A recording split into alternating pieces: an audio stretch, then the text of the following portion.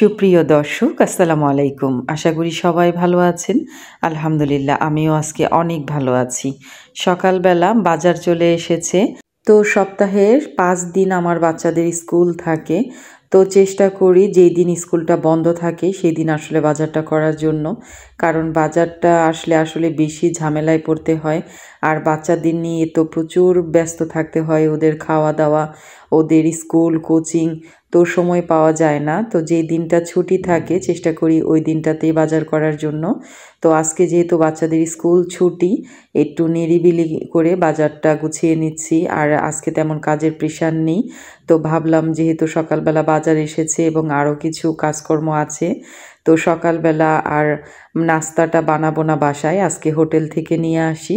Hotel থেকে তো নাস্তাটা আনার পর সবাইকে একটু সার্ভ করে দিলাম, আর একটু ঝামেলাটা কমে গেল। তো এর মধ্যে আমার পার্সেল চলে এসেছে, আর এই পার্সেলগুলো আমার অর্ডার করা ছিল ৪-৫ দিন আগে। তো আজকে একটা না ২টা পার্সেল পরপর পেয়ে গেছি। তো আরও ভীষণ ভালো লাগছিল, কারণ এরকম ঠিক হয় না আমার সাথে। এক সময় একটা পার্সেল আসে আর ওইটা রিসিভ করতেও অনেক সময় ঝামেলা পোহাতে হয়। তো একসাথেই ২টা পার্সেল পেয়ে গেলাম, আসলেও ভালো লাগছিল।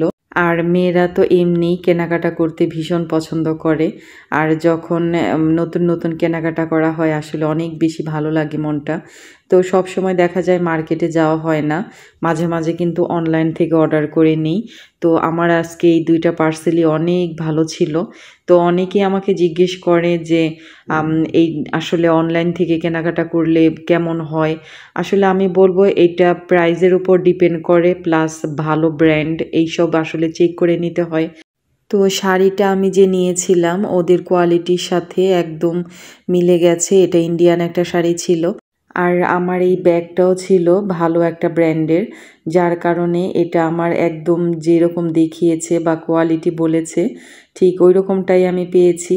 তো অনেক আপুরাই কিন্তু প্রাইস জানতে চান বিভিন্ন প্রোডাক্ট যখন দেখাই। তো এই শাড়িটা নিয়েছে আমার কাছ থেকে ৩৫০০ টাকা, আর এই ব্যাগটা নিয়েছে ৬,৫০০ টাকা। আসলে এই ব্যাগের কোয়ালিটিটা ভীষণ ভালো, এটা সামনে থেকে না দেখলে বোঝা যাবে না। আর ব্যাগের সাইজটাও কিন্তু অনেক বড়। তো এরপর আমি চলে আসলাম দুপুরের রান্নার আয়োজন করতে। আর আজকে কচুরলতি রান্না করব চিংড়ি মাছ দিয়ে। আর এটা তো আমার মনে হয় অনেকের প্রিয় একটা খাবার। তো এইটা আমি প্রথমে একটু সেদ্ধ করে নিচ্ছি, তারপর চিংড়ি মাছ দিয়ে রান্না করব। এটা আসলে আমার কাছে অনেক বেশি ভালো লাগে। আমি বিশেষ করে দেশীয় খাবারগুলো অনেক বেশি পছন্দ করি।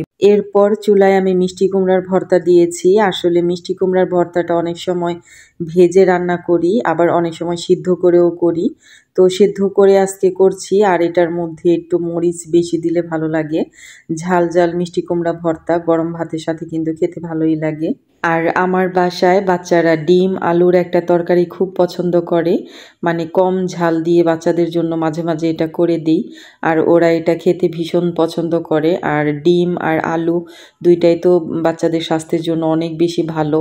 বিশেষ করে যে বাড়ন্ত বয়সের বাচ্চা, ওরা কিন্তু প্রতিদিন আলু খাওয়াটা ওদের জন্য জরুরি। তারপর ডিম, প্রতিদিন মিনিমাম বাচ্চারা যাতে 2টা করে ডিম খায়, মানে সেই জিনিসটা আসলে নিশ্চিত করতে হয়, তাহলে কিন্তু বাচ্চাদের শারীরিক গ্রোথটা কিন্তু ভালো হয়।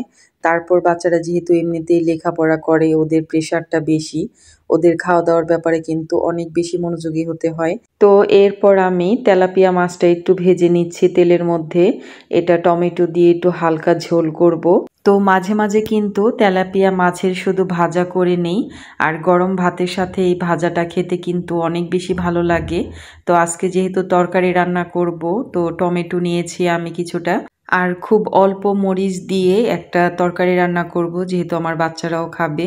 তো পাশাপাশি আমি একটা ডাঁটা শাক রান্না করে নিয়েছি। আর টেবিলে প্রতিদিন কিন্তু একটা শাক ভাজি থাকলে ভালোই লাগে। তো এই তো ছিল আজকে আমার রান্না বান্না। তো আমার এই ভিডিওটি আপনাদের কাছে কেমন লাগলো অবশ্যই কমেন্ট করে জানাবেন। যদি ভালো লেগে থাকে আমার পেজটাকে ফলো দিয়ে সাথেই থাকবেন। নেক্সট টাইমে নতুন কোনো ভিডিও নিয়ে সামনে চলে আসবো ইনশাল্লাহ। ততক্ষণ পর্যন্ত সবাই ভালো থাকবেন, সুস্থ থাকবেন। আল্লাহ হাফেজ।